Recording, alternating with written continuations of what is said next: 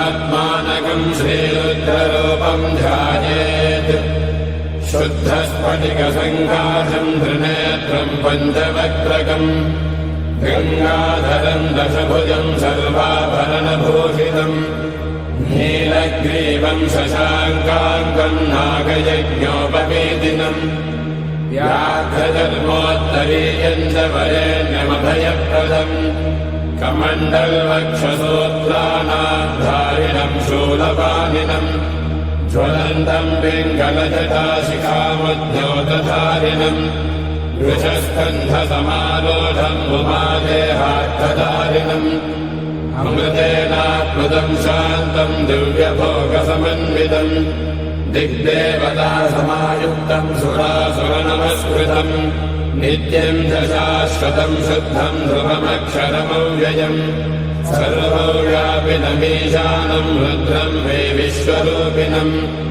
एवम् ध्यात्वा द्विजः सम्यक् ततो यजनमालभेत् अथातो रुद्रस्नानार्चनाभिषेकविधिम् व्याख्यास्यामः आदितयेव तीर्थे स्नात्वा उदेत्य शुचिः रजतो ब्रह्मचारी शुक्रवासादेवाभिमुखः स्थित्वा आत्मनि देवता स्थापयेत् प्रजनने ब्रह्मा तिष्ठतु पादयोर्विष्णुस्तिष्ठतु हस्तयोर्हरस्तिष्ठतु बाह्वोरिन्द्रस्तिष्ठतु जठरे अग्निस्तिष्ठतु हृदये शिवस्तिष्ठतु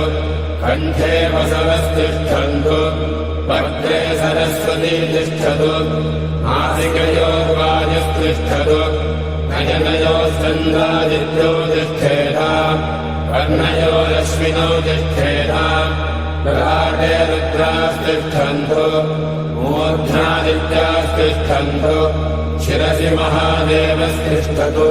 शिखायाम् वामदेवस्तिष्ठतु पृष्ठे पिनाकी तिष्ठतु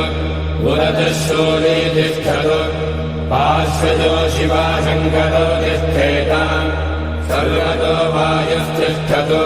ततो बहिः सर्वतोऽग्निज्वालामाला परिवृतस्तिष्ठतु सर्वे शृङ्गेषु सर्वा देवता यथास्थानम् तिष्ठन्तु मागुम् रक्षन्तु ॐ अग्निर्मे वाचिः श्रितः वाहृदये हृदयम् मयि अहममृते अमृतम् ब्रह्मणि वायुर्मे प्राणे श्रितः प्राणो हृदये हृदयम् मयि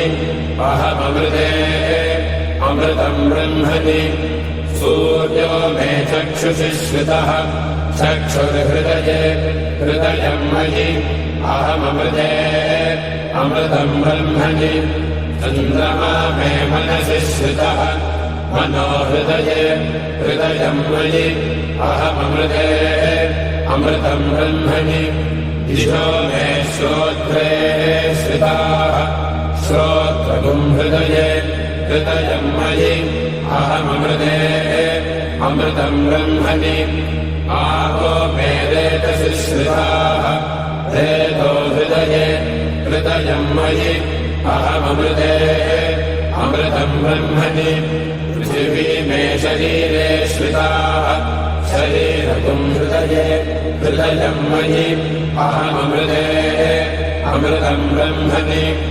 ओषधिवनस्पतयो मे लोमसु श्रिताः लोमानि हृदये हृदयम् मयि अहममृते अमृतम् ब्रह्मणि इन्द्रो मे मणे श्रितः मघगुम् हृदये हृदयम् मयि अहममृते अमृतम् ब्रह्मणि पर्जन्यो मे मूर्ध्नि श्रितः मूर्धा हृदये हृदयम् मयि अहममृते अमृतम् ब्रह्मणि ईशानो मे मन्यो श्रितः मन्युर्हृदये हृदयम् मयि अहममृते अमृतम् ब्रह्मणि आत्मा मनात्मनि श्रितः आत्मा हृदये हृदयम् मयि अहममृते अमृतम् ब्रह्मणि पुनर्महात्मा पुनरायुरागात् पुनः प्राणः पुनरागोतमागात् वैश्वानरो रश्मिभिर्वावृधानः अन्तस्तिष्ठत्वमृतस्य गोपाः अस्य श्रीरुद्राध्याय प्रश्नमहामन्त्रस्य अघोरऋषिः अनुष्टुप्छन्दः सङ्गर्षणमोद्यस्वरूपो योऽसावादित्यः परमपुरुषस्य एष रुद्रो देवता नमः शिवायेति बीजम् शिवधरायेति शक्तिः महादेवायेति कीलकम् श्रीसाम्ब सदाशिवप्रसादसिद्ध्यर्थे जपे विनियोगः ॐ अग्निहोत्रात्मने अङ्गुष्ठाभ्याम् नमः ऋषभोर्णमासात्मने तर्जनेभ्याम् नमः चातुर्मास्यात्मने मध्यमाभ्याम् नमः निरोधपशुबन्धात्मने अनामिकाभ्याम् नमः ज्योतिष्ठोमात्मने कनिष्ठिकाभ्याम् नमः सर्वकृत्वात्मने करतलकरपृष्ठाभ्याम् नमः अग्निहोत्रात्मने हृदयाय नमः ऋषभोर्णमासात्मने शिरसे स्वाहा चातुर्मास्यात्मने शिखायै वषट् निरोधपशुबन्धात्मने कवचाय हुम् ज्योतिष्ठोमात्मने नेत्रत्रयाय भूषट् सर्वकृत्वात्मने अस्त्राय भटे भूर्भुवः सुवरो विशितिग्रन्थः ध्यानम् आपातालहस्तलान्तभुवन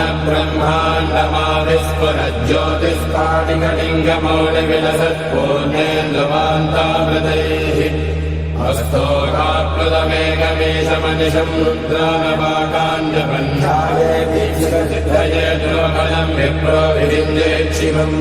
पीठम् यस्य धरित्रे जलधरकलशम् लिङ्गमाकाशमूर्तिम् नक्षत्रम् पुष्पमाल्यम् गहनकुसुमम् चन्द्रबन्धनेत्रम् कुक्षिः सप्तसमुद्रम् हिमगिरिशयनम् सप्तपादालपादम् वेदम् वक्त्रम् षडङ्गम् दशदिशिवसनम् दिव्यलिङ्गम् नमामि ब्रह्माण्डौ व्याप्तये